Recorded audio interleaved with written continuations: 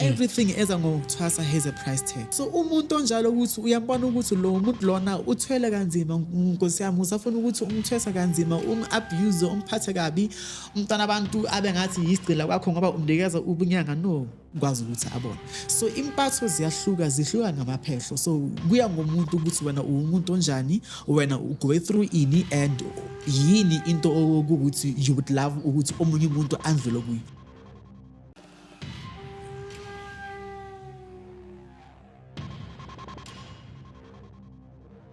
Sanibingelela siyanemukela ohlelweni lethu le-Echo Point TV The Call lobingelelayo uxwana mfana mbatha kushanda ndaba ezithu sontsikazi umthiya ushort Matinda sinqamsothi dlumadle bana kwatshoza icololo umthithi uyathakha utakhela ucathi ubukele Echo Point TV ungakhohlwa ukulike ukusubscribe ukucomment uyazi ukuthi kusibeka emathubeni ukuthi sikwazi ukuthi episode sithathe sibeke ezingeni elithe xaxa angihambi ngedwa namhlanje ngikhohlisa otshala isandla sofunqale ngiphethe umkhulu Mabona naye othe ashayele afike la e-studio qathatha azothula uvu lakhe nobizo lakhe akaliphethe uphethe indaba eyishaqisayo ezimnandi ehamba negazi ngizothatha ithuba ke lokuthi umkhulu ngimbingelele ngimamukele khehla lami thokoza mkhulu Mabona khehla kunjani sekubingelela sakamukela ohlelweni le-Echo Point TV ngiyaphila mkhulu ngithanda ukuthi ngibolisa kakhulu babukeli ekhaya kubo bonke ababhekile khona ku TikTok laphana ku YouTube ngithanda ukuthi ngibolisa kakhulu mina ngegama ngomkhulu Mabona waseThembisa I'm located in Thembisa ngiyinyanga ngumthandazeli ngumelaphi wesintu.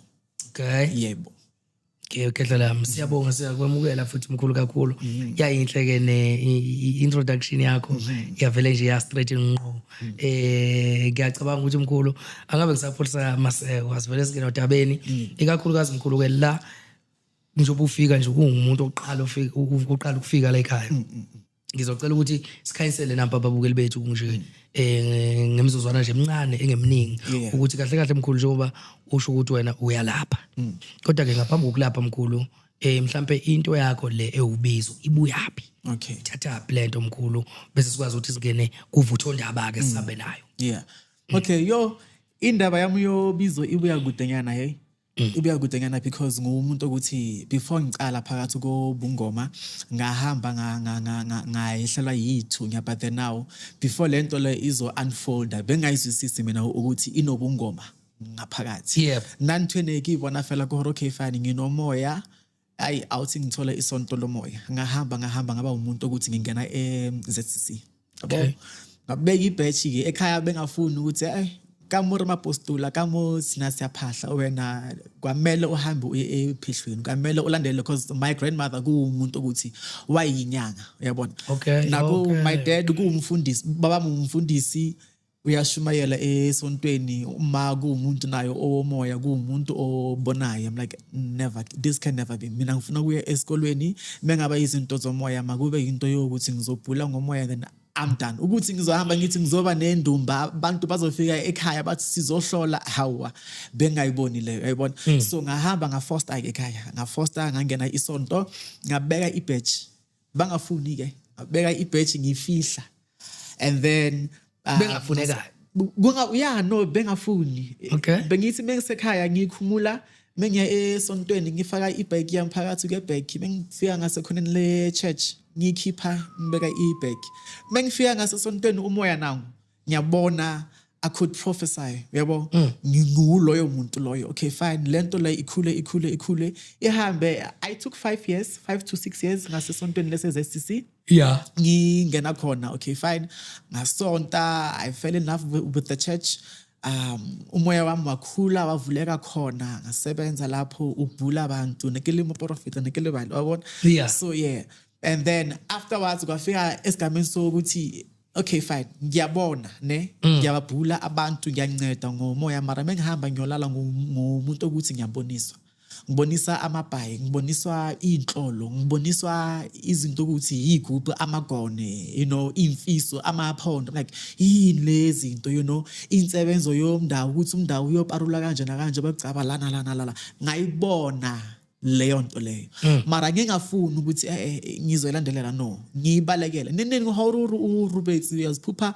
nabanye abagogo phansi kamanzi nini nabanye abomkhulu nisehlene bakhomba imithi nini bakunikeza amapha kuningi nje uyabona okay fine ngibe umuntu ke ukuthi I share yabona Hi mama kilorile so dad ngibhubhe kanje mina baba wami kuumuntu ukuthi Yesu unikiwe ngasemoyeni mara lezi ezesintu ukujula ukuthi okay mokso kwamele wenze kanje Holy Spirit so lezo nocha kuumuntu ukuthi uyazi isizo ukuthi la ekhaya vele siyaphahla kuyaphahla kulayitwa ikhandlela kushisa impepho that is that ukuthi umuzi uyaqiniswa umuzi ukuthi kuyachelwa kwa high lutho ne resadisi ne real batho ba kereke felo ayibona okay fine Him loyo muntu ke lento lenyaboniswa I share my dreams with my mother kuba no ukuthi now you spend almost the whole year dreaming the whole thing the same thing sorry hekeri you spend the whole year kupha into a1 each and every month khona iphupho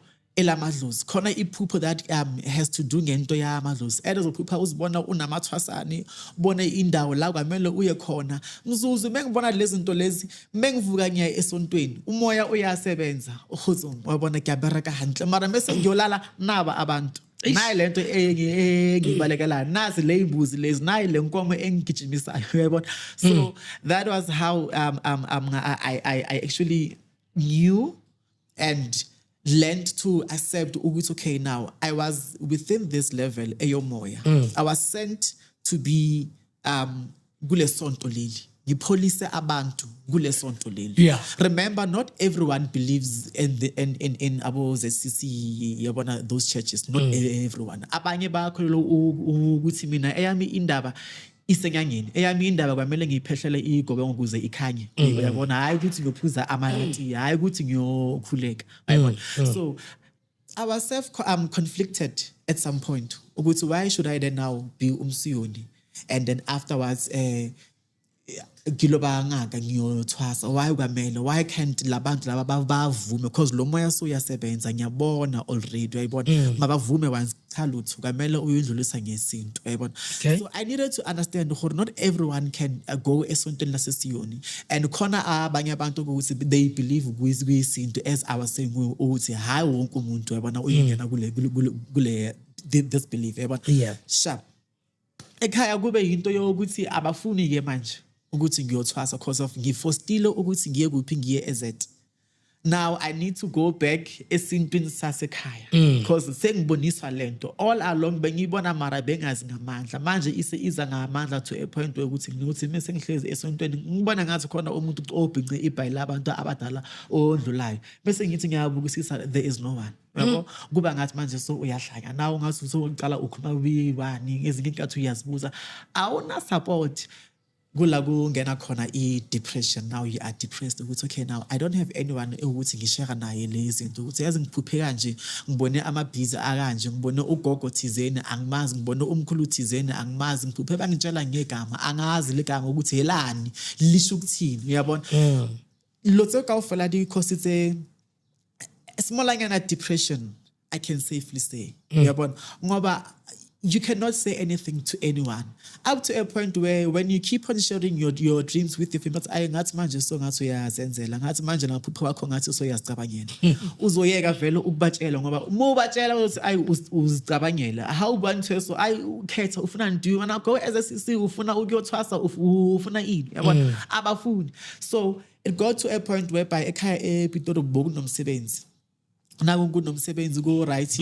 ngiyakhathala ke ngahamba ngiyolala bese ngihamba ngiyolala kuba ngathi ngiyaphupha ke lapho mokilora mote ngibona ugogo ufake isiphika esiyelo kahle or ari ke khala ba ubiza ke roko latile lento le iza ngathi iphupho you don't even understand ukuthi uyaphupha or kuyenzeka kodwa kwenzeka ngempela I slept walk yeah him loyo ngiyasleepwalker ngiyaphuma mara it's like I am dreaming kodwa I am aware of you guys are here the cameras are here mara I am not paying much attention on what is here my attention ikulo muntu lo lokho uthi la ekhona I wanna go there and you cannot say no angeke awukwazi ukuyiphikisa lento mase ifikile bese ukuthiwa uyaphuma uyomara so uphambili uzibuza ukuthi ngifike kanjani la uba understand nangogogo ngiyahamba kanti ngiyanga semfuleni and ngibishiwe when I got there ngithola amaphoyisa lapho bangibuza endoda ubani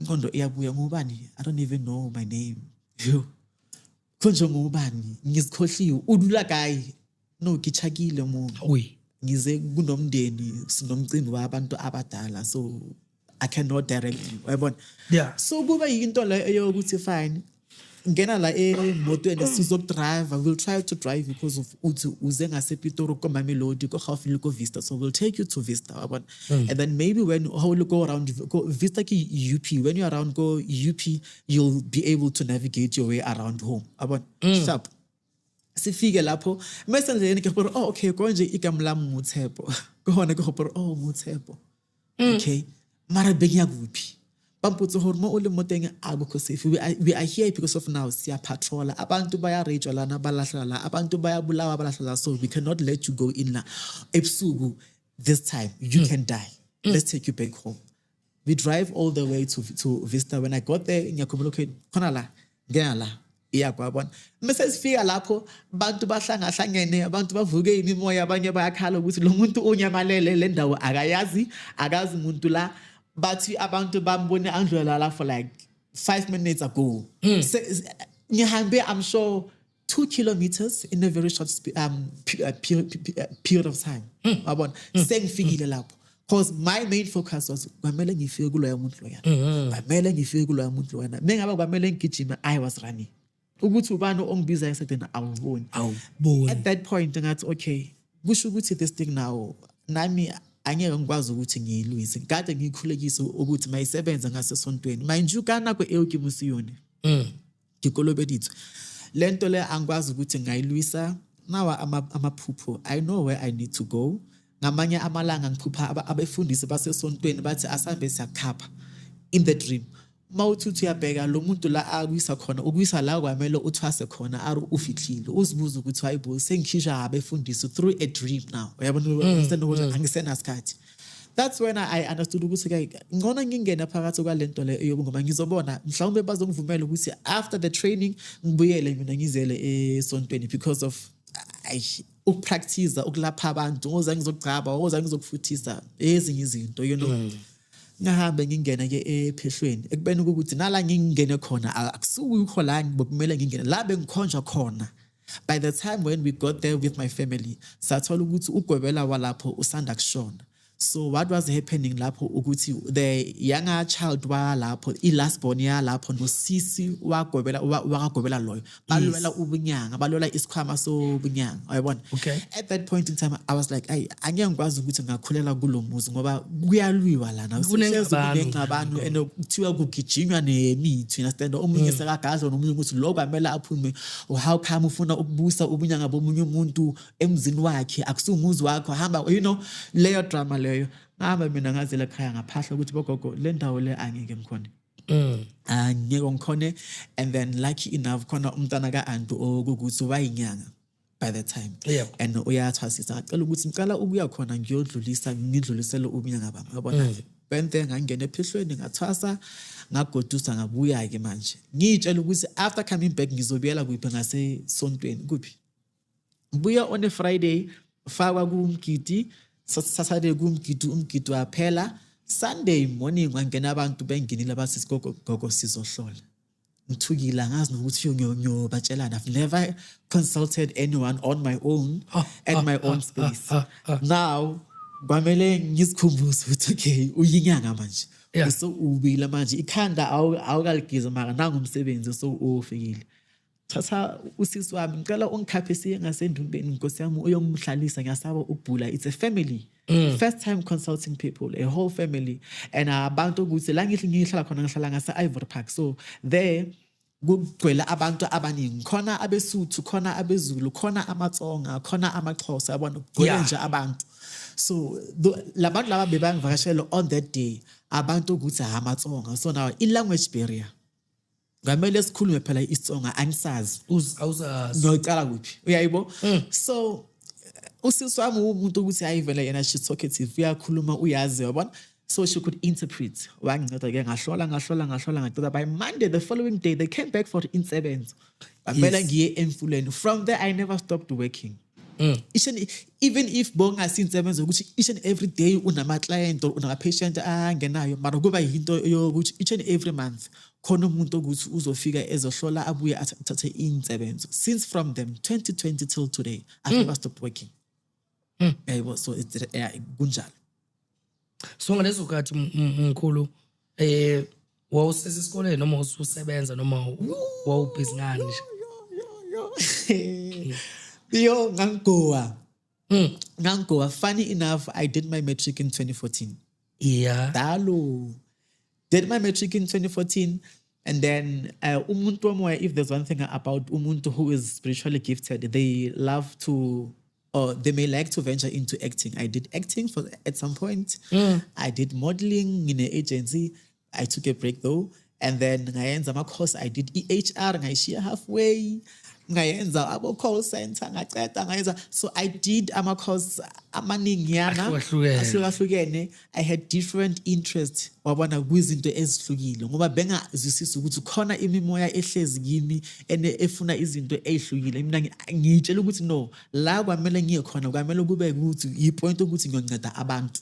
Conflict resolution, that's where I ended up with HR. No, I want to be in an organization whereby more conflict, I can sit them down and say, no, guys, lento le isolve kanje where you unfairly dismissed. Okay, asibona issue yakho asiyenza kanje yabona. Kanti no, when I also be ndintsotsa segoba ya ha go re wo solve ko sesothong la phayana eyakho computer inhlolo uyayibona. So I had to understand that. So by the time bengafundi because of bese ngishintsha kakhulu ama course ekhaya bathi hayibo wena usingachelete wena usingachelete awona ho re tlopatala re sa fetsi ufuna umsebenzi ongawutholi. Even umsebenzi okuthi uyabona ukuthi la ngiyaqualify mara angeke uzuthole. Kanti hilo bizo ukuthi limele ukuthi uliphendule ukuze uzobona ibusiso zakho. Yes. Mina I thought ukuthi ezami ibusiso kuyibusiso ukuthi sesilungini. So ngisebenze ngena ngaso officeini ngeround ngesitulo kanchala lutho. Isendumbeni indaba ezami ibusiso they reside ngento ukuthi uyamela ngihambe ngiyozikhulekela bengifuna into ephumelela kwamela ngihambe ngiyoyizilela uyayibona. Of which I would also like to highlight ukuthi into engicedile kakhulu. You know, my journey eyokuya ngasezesisine has taught me a lot ukuthi into eyomoya uyayizilela awumane nje wenze into yomoya ungcolile. Awumane ungene ngasemsamo ubuya eindaweni zakho, you know, khona ezinye indawo okuthi mawubuya kuzona uyabuya uyazila kahle or kunezinto ukuthi kwamele uyihlanganise uyiphothule ugeze wabona. So kuba kanjalo. So ngaba ke umuntu ukuthi ngiyafunda kakhulu ukuthi into yomoya iyazilela, into yomoya iyahlonishwa, into yabantu abadala iyahlonishwa. You understand? That's when I grew actually ngasemoyeni. So manje ukobela wakho hambeni lakho naye isimo sakho sikanjani kakhulukazi ubudlelwane?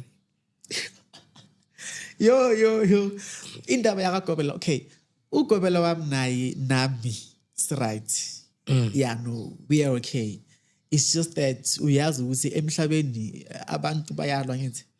Abantu banokucabanisa banocabana bathi bana lo sibona ipila molimo, but we are okay. We are okay, even though kukhona lokho nalokho Nkosi yami kodwa si right no baba Nkosi yami hayi si right mangasho ukuthi asikho right then uye lapha. I would not know. But personally I am okay with my gobela. Ngumuntu ukuthi personally azange arobonsa abuse le hore batho ba re mina ngaye ephehlweni ngafika lapha ngawashiswa amahardeni ngawcleanisa ngathangelisa amabala ngaqinisa iDubai leyo bengekho ephehlweni eyothi indaba ukuthi uze la ngomoya you need to know your place indaba yakho izongomoya yabona. So it was that only, but iko right.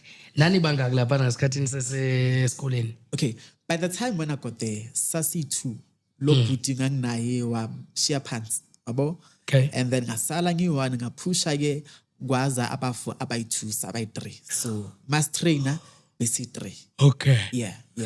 So kwathinta lapha indaba kakhulu yezCC. Angazi ngifuna ukubuyela noma mhlawumbe usuqedile ngokuhlaziya kwakho indaba yakho. Lapha na indima edlalwe isonto le izCC kuwe angazi noma ukuvezile noma mhlawumbe ungangicacisela. Yeah. Okay, indima engathi isonto idlalele mina firstly like as as bese ngishilo uJojo uyabaleka Nkosi yami as bese ngishilo ukuthi into engifunde kakhulu lapha yana ukuzila ukukhuleka ngoba ukuthi into yomoya uyayikhulekisa into yomoya uyayizilisa. And then ngathi bese ngingena phakathi kobungoma, I got introduced to phakathi kokuphahla ke manje ukuthi okay la manje as much as unesithunywa esifuna umkhuleko esifuna ingoma zesonto la ke siyaphahla ke la kushiswa impepho la kushisa ibaso yabo. So I learned that. So indima izesisi indlalele indima kakhulu ngokwazi umkhuleko, ngokwazi uNkulunkulu, ngokwazi ukuzinza ukuthi into yakho mawuyifuna uyayicelisa, and then mase ucelile it doesn't mean ukuthi lento oyicele today sasa uzoyithola. No. Ngumuntu ukuthi I believed ukuthi mina bengiyosebenza abelungu. So ngikhulekisa umsebenzi kusami ukuthi ngicela ukuthi ngiqeda ngasesikolweni ngithola umsebenzi right ngisebenze ngivuse umuzi wasekhaya nami ukubonakala uyabona ayibo kuphi. But ngafunda ukuthi there's also indlela ngasemoyeni mfethu. Khona indlela ngasemoyeni ukhulela kulendlela ukuthi unikwe yona and then continue there and then yeah. So namanje usesezezezi. No, never. Was what never. I can't go back because of manje I'm a practicing healer yabona.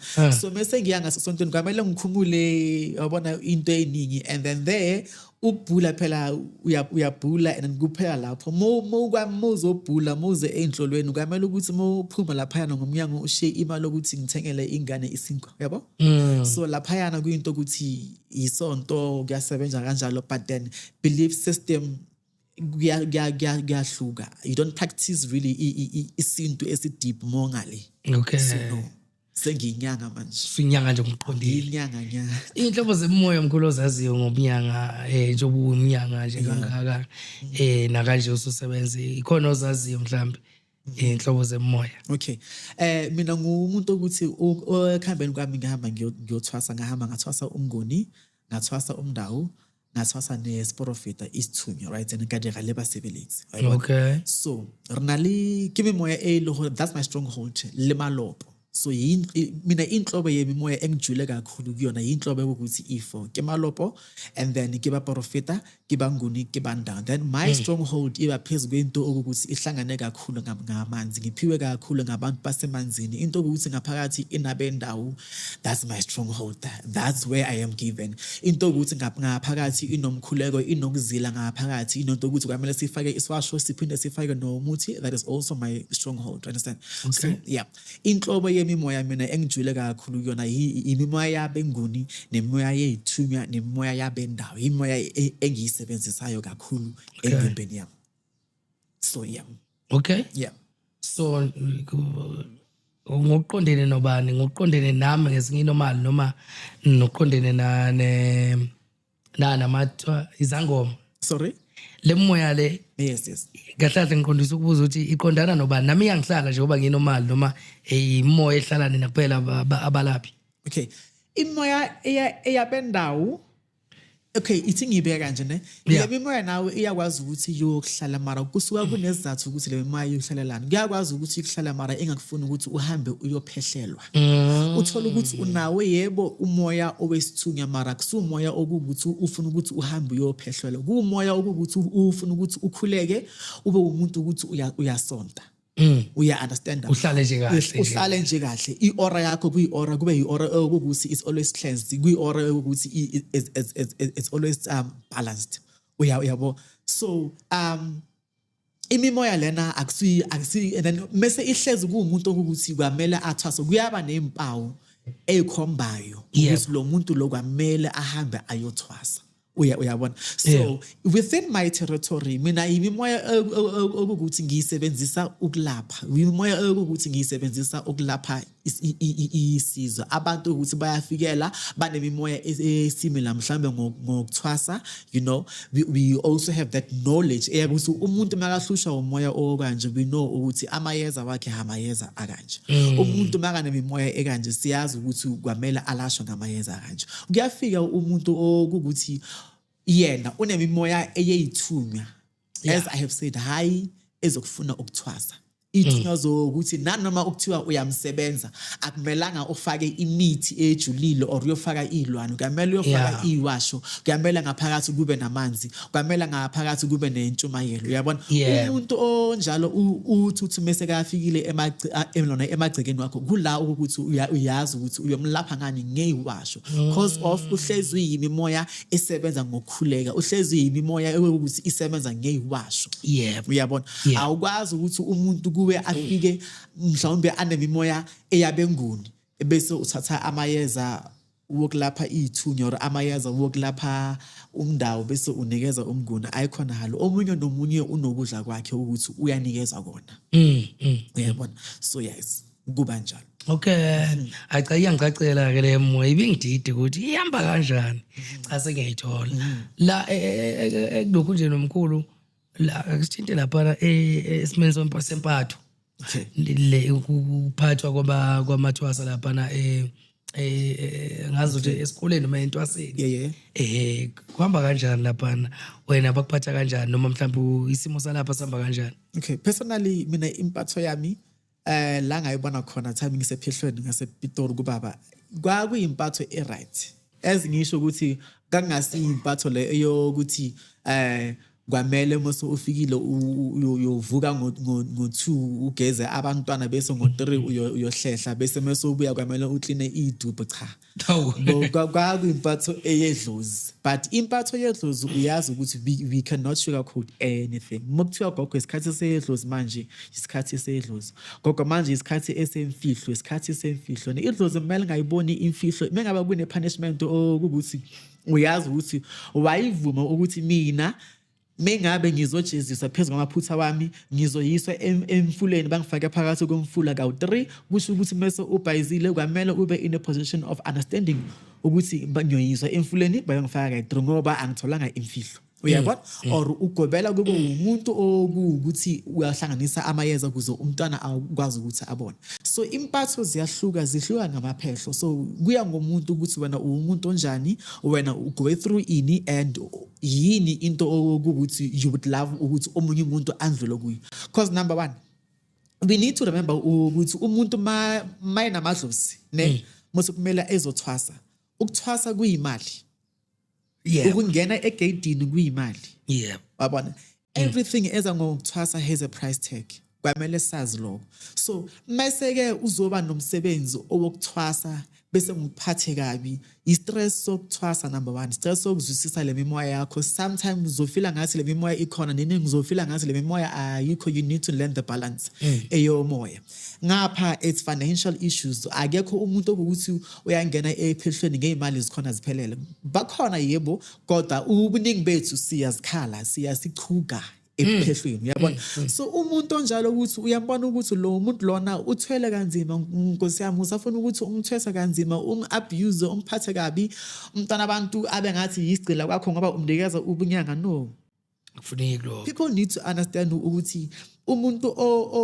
onedlozi mawuza kumina uthi mkhulu naku ngikhonje kuwe or I would love ukuthi ungikhulise ngikhulele esikupheni sakho you know under esakho isandla I need to understand ukuthi you are not a slave first of all umuntu as much as nami ngumuntu nanoma ngithi ngiyokwenzela ithi ngokwenzela ngendlela ukuthi nami kube kuthiwa yimina esimeni sakho kwenye indawo bengiyothanda ukuthi bangenzele kahle so ithi naye noma ngokulungisela irukulu kisitsa katsela le hore ne ke tlo thabela hore ba se nna ka yona ke se ba ka o direla katsela le hore nami go siwa kwenzela mina bangenzela kanjalo nganye ngijabule no tsansi ibe ntwe ile hore le nna ke ne ke tlo ithabela ha nkebe ile nna in that position uyabona lungisela umuntu kahle nanoma uyogeza umuntu ungathi ayilo uyangibhora ayilo akanamali ohana chelete ithi no it's not about the money imali into ukuthi vele siphile izofika kusasa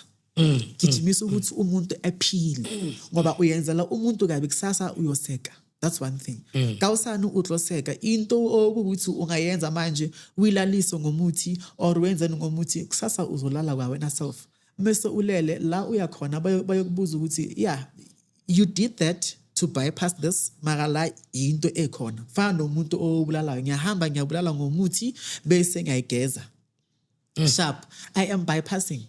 Ngiyayidlulisa la emhlabeni. Mara ngale hawa isahlezi ukuthi ngayenza kanje. You understand? That's why bari umoya ufuna iqiniso. You need to be honest within your territory. You need to be honest within your gift. Yeah. You understand? So yingakho ngithi moya yenzala umuntu kahle. Mirela motho ka tsela ile hore nkebe ile wena no tla rata hore le wena ba o direla ka tsela eo. Yeah. Isikhathi benivuka ngoba isikhathi lapha. Besivuka ngo 2-3, 5-3, 10-3. This one time they took us to Mpumalanga, ayabo? Because bathi nina ni soft. Nisa Mpumalanga basisa Mpumalanga laphayana. Besivuka ngo 10-3. Yeah. You. Navuka laphayana Njalo nje. every day. Ona la mahala navuka laphana ngo 10-3 basa umlilo ngibeka igubhu laphayana. Angithi le igubhu izoshala nina. Basa umlilo ngibeka igubhu. Sorry.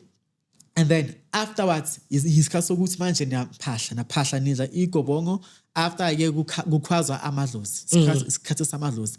By the time bese niyokhwaza maybe kibo 3:05 or 3:00, you know. Yeah. Kuyahlehlwa ke lapho. Uhlehlo umnguni afterwards isikhathi somndawo. Hlehlo umndawo aqede afterwards nachanyela laphayana eMpumalanga it's 2 yards ne. You know ukuthi amayard wasemakhaya they're huge. So in that yard kiri yard sa family tse2 bayenze iyard A1. After lapho nashanyela. Don't think ukuthi after ukuhlehla uyolala. Awu uzotshela kahle ukuthi ijaho lomnguni alali mkhulu. And laphayana bokhona ukuthi bayasivuse sivuke kahle sihlehle bathi bagogo kufihliwe u3 sifihlile ngicela ningitshela ukuthi njengoba ningivuse kanje nithi nina nivukwe amadlozi ngifihleni ngangiphupheni njengoba ngivuka manje kwamele nibhule iphupho ukuthi waphupha kanjani kanje yo uza ngathi idlozi lukushile uza ngathi hayi labantu laba ngathi ungahamba mothuthi uyabheka yintaba kwenu ke guy.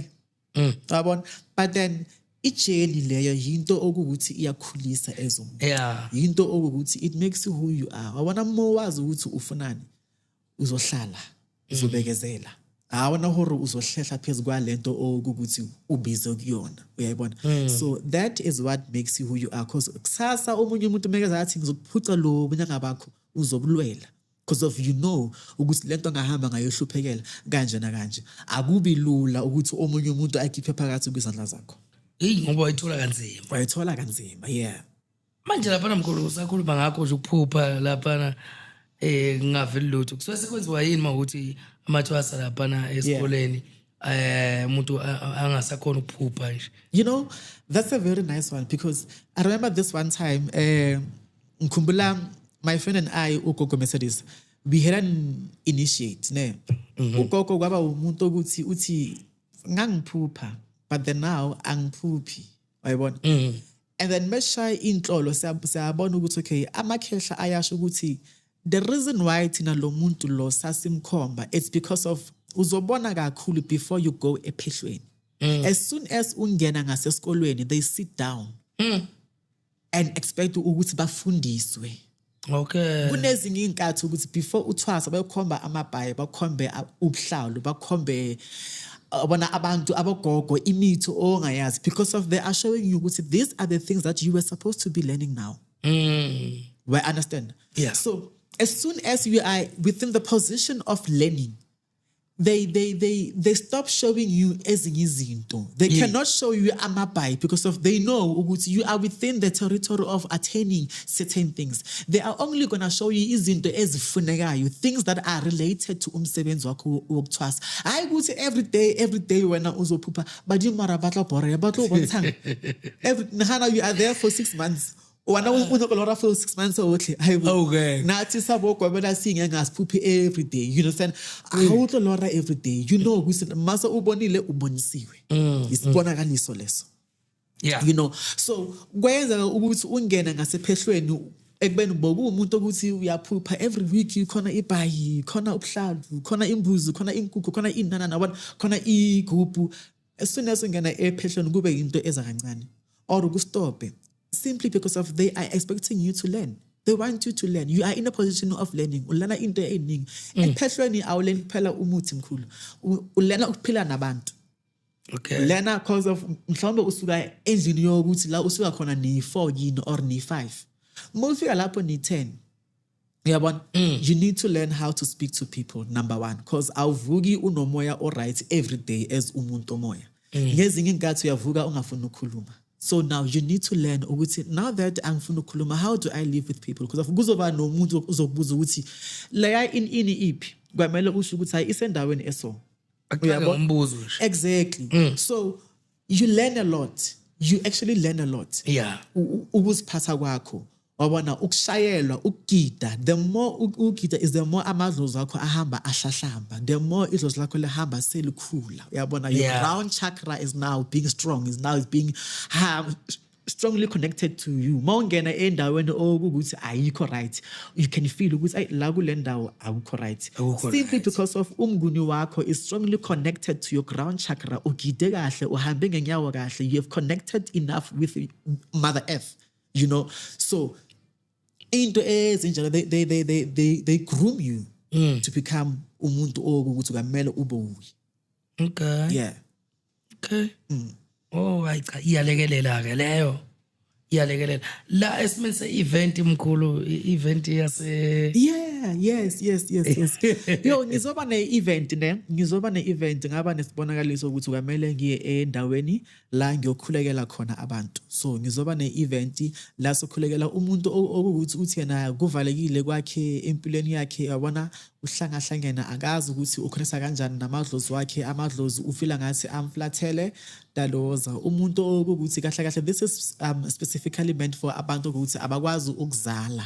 But then when they go and check esilungwini bathi you are okay, yinsebenzo yabo le, umkhuleko wabo yinsebenzo yabo eyokuphahla, yinse khona kuzoba nensebenzo la khona sizophahla khona, sizokhuleka khona, size size neinsebenzo ezomoya, kuphekwe izinto zokuphuza, kuphekwe izinto zokugeza, izinto zanzana, yabona. So I would love ukuthi abantu ukuthi they feel ukuthi they're going through those problems, kuvalekile empilweni, ufuna i-breakthrough, ufuna ingane, nkosi yami, kodwa isibeletho si-right, i-sperm count si-right, everything it's balanced. Oza sihambe siyocela ngoba okungayenzeki ngasemuntwini kidlozi nako uNkulunkulu kuyayenzeka. Yebo. So yeah. Okay. Yeah. So nina nzobe nibangaki lapha ekukhulekeni, nibe ni group. Okay. Yeah, kuzobe kwi-group. So lento la kuyinto eyasendumbeni, uyabo. But then njengoba kuyinto bakhona abantu already emsamo ukuthi we are supposed to be going there. So now sengenzela i-invitation ukuthi ihambe iyogcwala ukuthi abantu ukuthi they have inkinga eso mabasondele, and then nabo sihambe siye nabo and then senze insebenzo. So kube kuyi group. So ulindele abantu abangakanani ngokwe-scale of 100 mhlambe? Hey, into yama, you know, even the Bible says, na noma ningahlangana niba u3 nakhuleka, for as long as you mention the name of Jesus, yonke into izokhanya. So nanoma singaba 3 insebenzo iyayenzakala. I don't have a number ukuthi I'm ngibheke abantu about 10,000. Even noma bengaba 50 akunathi. Noma ngaba 50, noma ngaba 10, siyaya siyophetha, siyovula izinto, siyocelisa amadlozi, siyocelisa ingane, siyocela imisebenzi, siyocela i-breakthrough ngoba siyazi ukuthi as abantu abasha sidlula amen eningi, uyabona. And then siyenza amaphutha amaningi endleleni okuthi angavula amaphutha ukuthi izinto zivaleke, you know. So siyovala ukuthi whatever it is okuyiphutha ukuthi kuke kwayenzeka makahambe uyosihlehla kusuke endleleni, kuhambe kuyovuleka okuhle, bonke ukuthi bake bahlangana phezulu kwesimo segama lo muntu abahambe bayohlehla, ibusiso zomuntu azalwe nazo mazibuye zibuyele kumnikazi. So manje mkhulu nobe kwenzela kuphi emfuleni entabeni emanzi? So we are going to be going to Mutoleng. I didn't mention, I thought I did.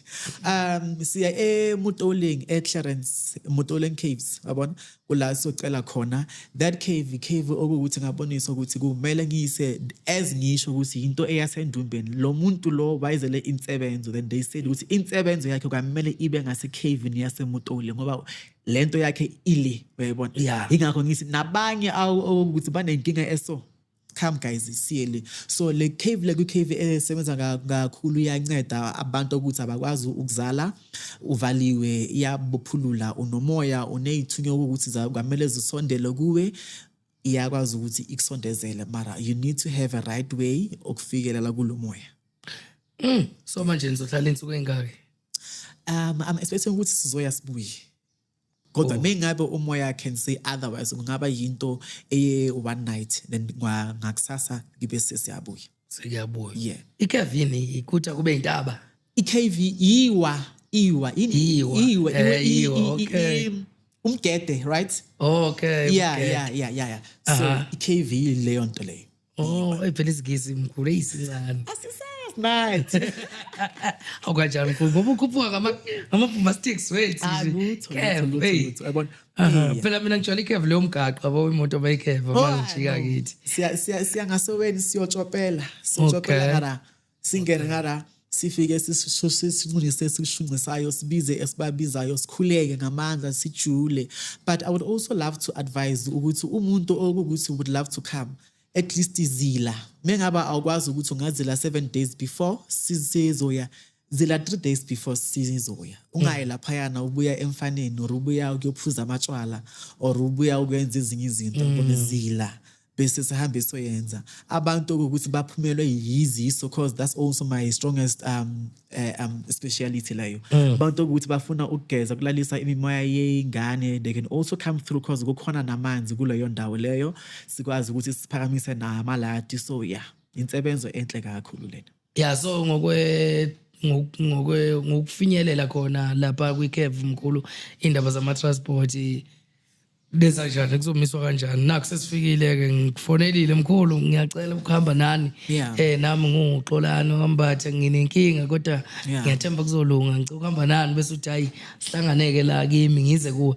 kufinyelela kwiCave ke sohamba ngani inyawo noma imoto. So hamba ngemoto. Kukhona imoto ukuthi siyibukhile uyabo kwi-H1 okwamanje but then should inamba yabantu iye phezulu kukhona abobhuti ukuthi ngikhuluma nabo ukuthi should inamba yabantu iye phezulu then sizodinga ama-quantum wabo and then khona abanye abantu ukuthi sihamba nabo they have their own cars yabona so bengaba nawe unemoto yakho and you would love to come through ngicela nje ungicontact sibone ukuthi siyenza kanjani and then sizoshaya i-convoy if need be bese siyashona khona siyosebenza. Okay. Yes. So mkhulu kulomsebenzi ongaka omuhle na kanjena ubani onixhasayo ugovernment noma yini nje nibambe?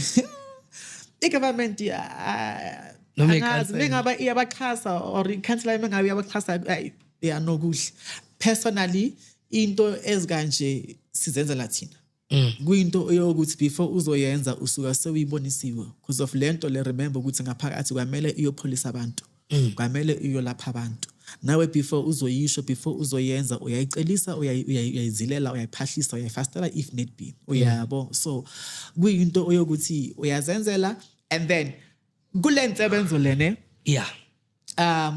khona ama requirements because of kube kukhona neinsebenzo yabona kukhona neinsebenzo ezemithi ngaphakathi so this whole process kuyinsebenzo yokuthi iyocosta 2.5 per person uyabo 2.5 per person and then umuntu uyakwazi ukuthi angayikhipha half and then the other half as azoyikhipha on the day or a day before sizohamba understand ijeni kuyoba ijeni ezoyenzakala ngoJuly.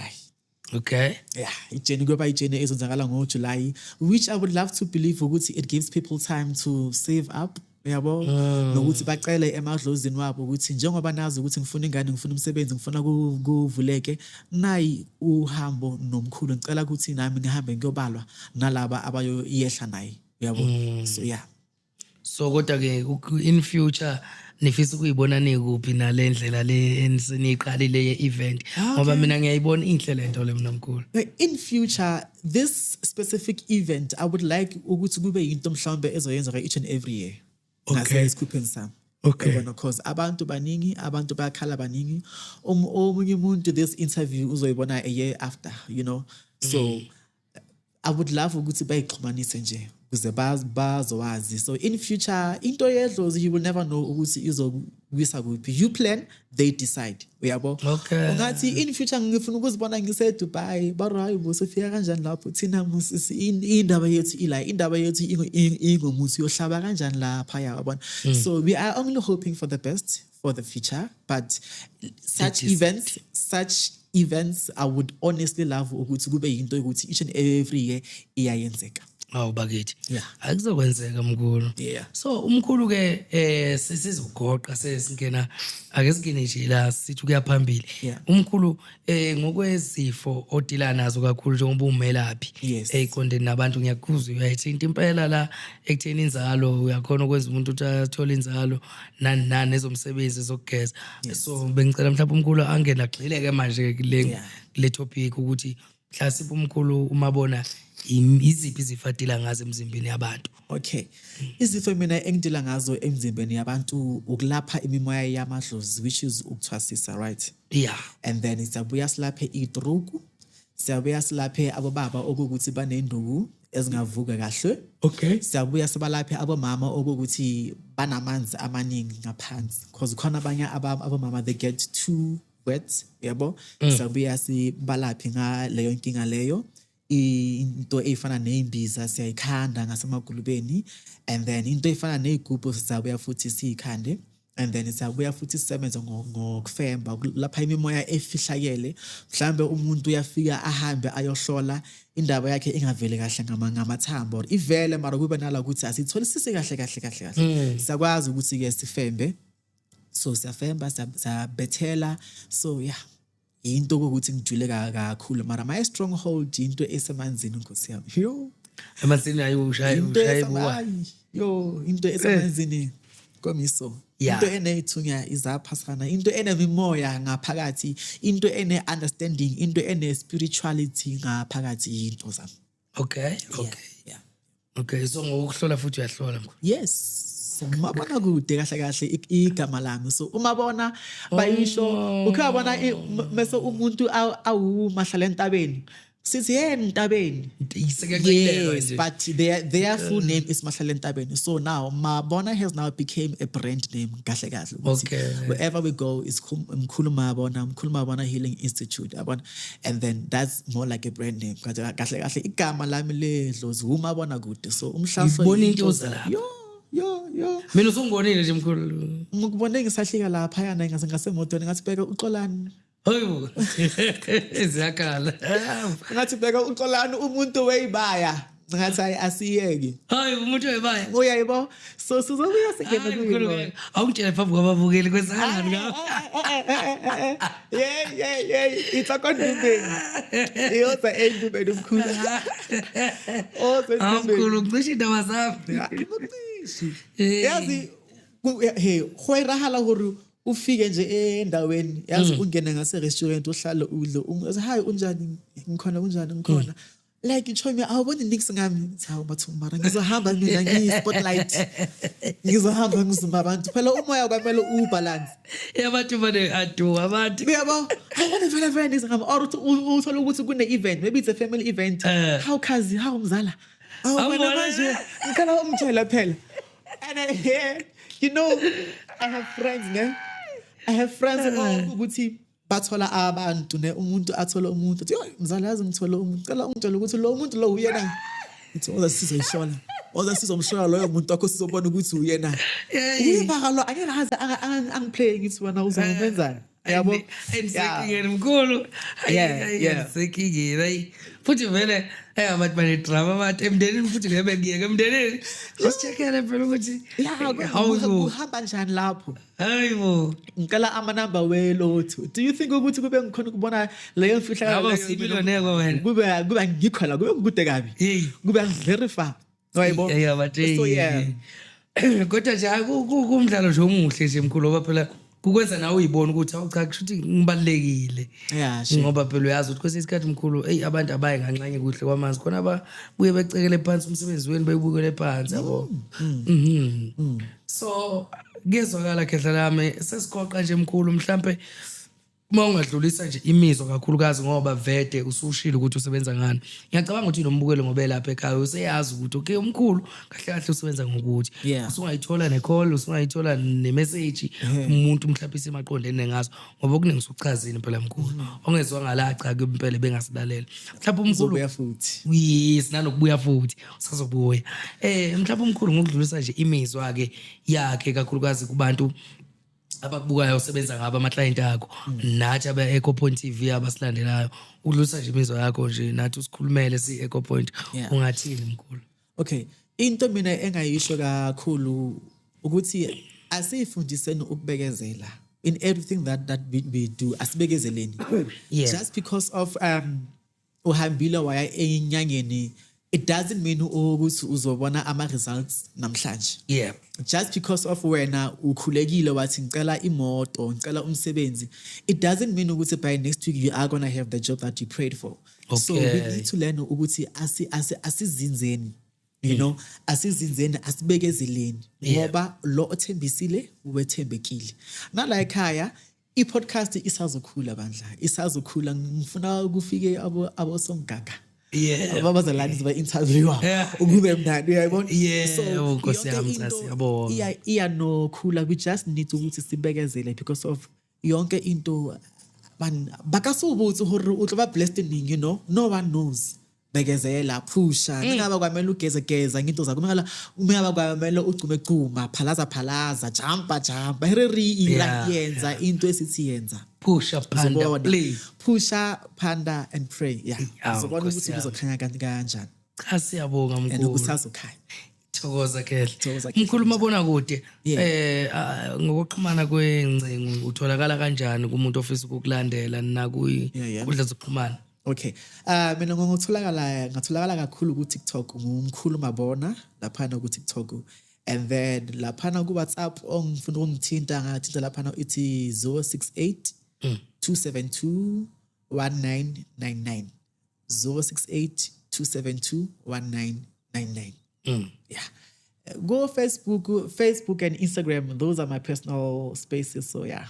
Okay. Indawo yethu ila ku TikTok. Sure. So manje mkhulu lapha ngoba sengikhohle ukubuza lapha egameni lokuhlola. Yeah. Ngoba kunomuntu okude kakhulu mhlambe yabona ku overseas uyakhona ukuhlola online. Yes. Ngefoni. Yes. Okay. Sure. Yes, we have people ukuthi base Botswana. We have people ukuthi umuntu uthi mina ngise Cape Town. The last time bengibangela I had a client from Tanzania. Ngiconsulta online umuntu ose Tanzania like hey bobo gogo. So you guys, that was when I knew hore umoya awuna boundary. Umuntu oyothi yena akakwazi ukuhlola online kanjani ngoba lento umoya. Yes, so ufuna ukungitshela ukuthi umuntu makase America and then you get a call but nango umuntu cela ukuthi umkhulekele uNkulunkulu angeke akwazi ukuthi amsive ufike lapha. Yeah, uyabo kusho ukuthi injalo, kusho ukuthi kumele akhulekele kulo ose America wena awunawo amandla. Yeah, umoya awuna boundary. Umoya awunani, umoya uyafika emagumbeni mano womhlaba. So na online siyahlola shame Nkosi yami. Okay. Yeah. Hayi cha siyabonga kakhulu mkhulu. Asikise kancane into esingayenzi online yisipili. Yazi khona abantu ukuthi utshela ukuthi mkhulu ngifuna ukuzongena isipili mara ngisifuna online. Isipili you need to be there. You need to be endaweni yami. Ngizokufaka isipili, then I need to be there with you so I can intercede also and interpret izinto ozibonayo. So sizowazi ukuthi as much as ubonile, and also I would love to clarify on this one. Abantu bathanda ukuthi most people believe ukuthi makaye esipilini kusho ukuthi usolve inkinga zakhe. Isipili is a consultation. The only difference laphana ukuthi angukutsheli mina ukuthi khona umkhulu kanje nakanje wakini wayinkosi. Khona umkhulu kanje nakini waneyibayo.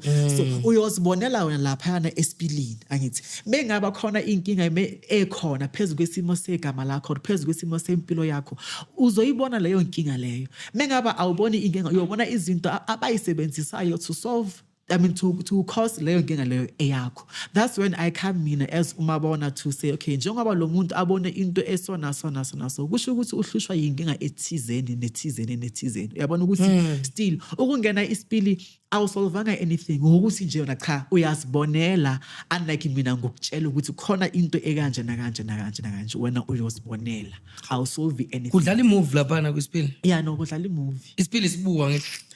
Isibuko. But then asenzi ngesibuko.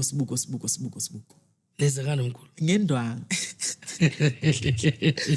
Senza ngendwanga. Hayi mkhulu. Hey, ngisibona inkinga zami ngqo zonke. Lapha yana kule yandwanga. Bekala indwanga lapha yana emhlophe kahle, ngivala ukube emnyama kahle, beke ikhandlela. Awukuyobona izinto la emasayidini, uyobona imovie lapha yana on the sheet. Even if endumbeni kukhona ezinye indwanga, you won't see anything on these other sheets. Uyobona kule ndwanga le ngokubekela yona lapha yana engiphahlile ngabiza imimoya ukuthi ngicela imimoya isondele iveze konke okufihlakele, and then kimele horong utlobana mo teng mo. Yebo? So that's how it is. Ubona mo lisile. Iziyakhala ke mkhulu la. So uthole umuntu, but then now the thing is that noma uyobona phezulu kwale yandwanga ne ukubona kuhlukile. Khona umuntu ukuthi uzofika lapha yana ahlale an hour bese kushayile. Abanye bayafika lapha ahlale 3 hours, 4 hours. Omunye ahlale abone, and then as soon as isipili sisicede ukureveala izinto kube, you won't see things on the mirror anymore. That's when you start seeing things maybe around you. Uthi hlezi ubona ngathi ubone inyoka la phansi, uyabona? Kanti usuka so ubona izinto ezisemoyeni. It's just that the muthi engukunikeze yona ikuvule ilihlo lomoya. It has opened up your third eye to that extent yokuthi ubone nanoma uhlezi. Uyabona? So yeah. So mangibuka lapha endwangeni mkhulu, ngiyayibuka lezi zinto ziyaka usound uba khona noma Anya kube ne sound, but then uyobona it's a movie. It's a movie. Isound mengaba uzoyizwa kuyinto ozoyizwa endlebeni zakho. Mara kanengi isound ayibi khona unless if umuntu asuka sekavakashelwe amadlozi kula kusike kuba ne sound khona. Mhlawumbe uzwe igubhu, uzwe ngathi khona umuntu okubizayo, uzwe ngathi ukhala khona abantu abaculayo, khona iclock yesonto ekhalayo, khona iband diphalathe edilang. That's the only sound. Okunye cha lutho. Yazi mkhulu nje imovie. Ngake ngayohlola ngangisemncane. Ngangisena 20 ngiseyijongo nje. Ngathi ngiyohlola kwenye inyanga. Yangihlolela ngenye indlela le. Yeah. Hayi cha kusebenza akakwazi ukusebenza wageja.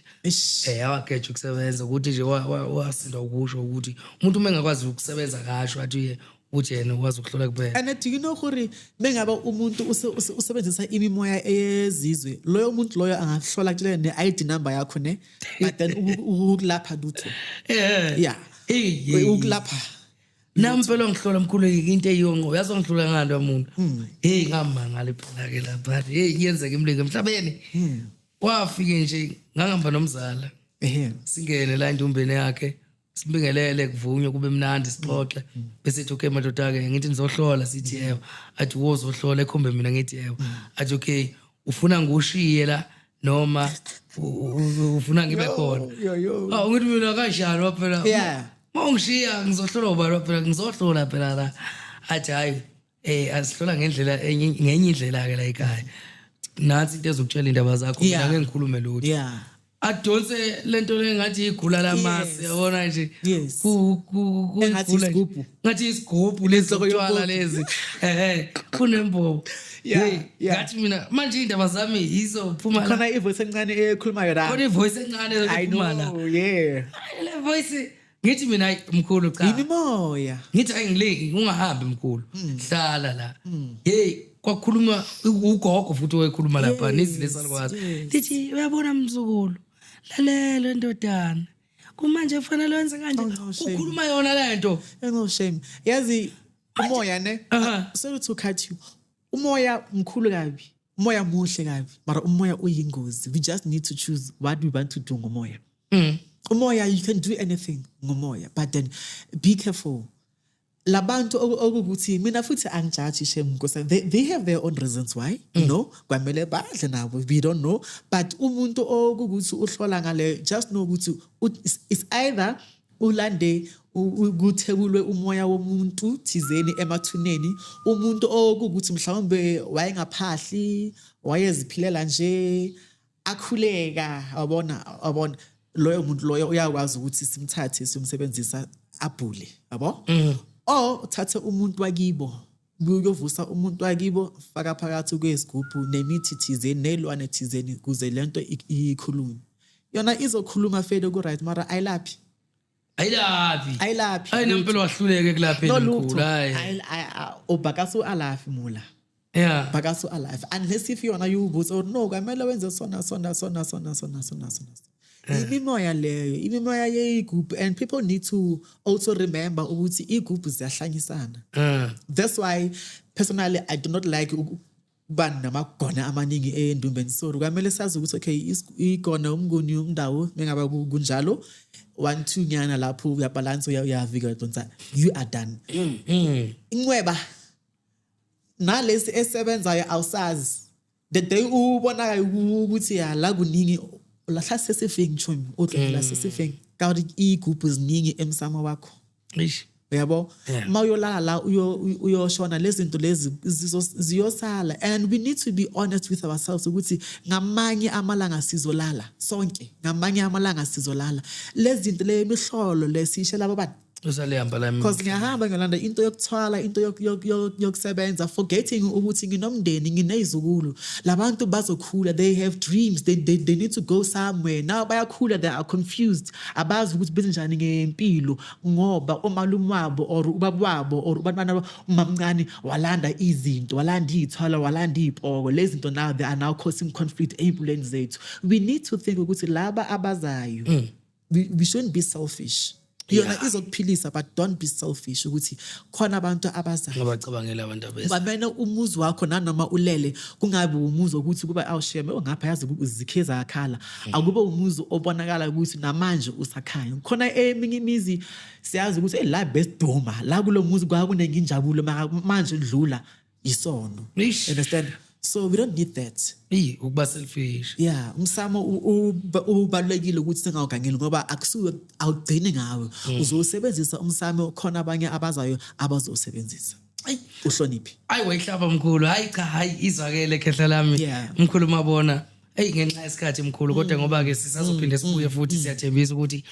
sizoqhubeka nendaba yethu sibonga kakhulu mkhulu ngiyabonga mkhulu ngiyabonga kakhulu ukuthi nibe nami ngiyabonga ukuthi ngimemile ababukeli ngiyabonga ukuthi babhekile ngicela Nkosi yami baphinde ba WhatsApp ba phone kube mnandi silungiseni impilo ihlangane danke mkhulu namhlanje besihleli nomkhulu mabona ke bafowethu la e-studio ku-Ekhapon TV siyabonga kakhulu ukuthi umkhulu usinikele ukudla kwendlebe wasilapha namhlanje siyaphila ugadle zaphuka mina ke ngoXolani Mfowambatha ke ningakhohlwa nje ukusubscribe ucomment ukulike ukushare nikwazi ukuthi i-episode nithathe nibeke ezingeni bafuthu santhanda nonke emakhaya mina ke ngoXolani Mfowambatha ke ushanda indaba ezithu Sontshikazi Umthiya ushoti uMatinda esiqamsothi Dlimadlebana Gwajozi Igcololo umdidi yakho udakhela ucatsho sengiyaphuma babukeli bethu abahle sibathandayo sobonana ngenye episode elandelayo.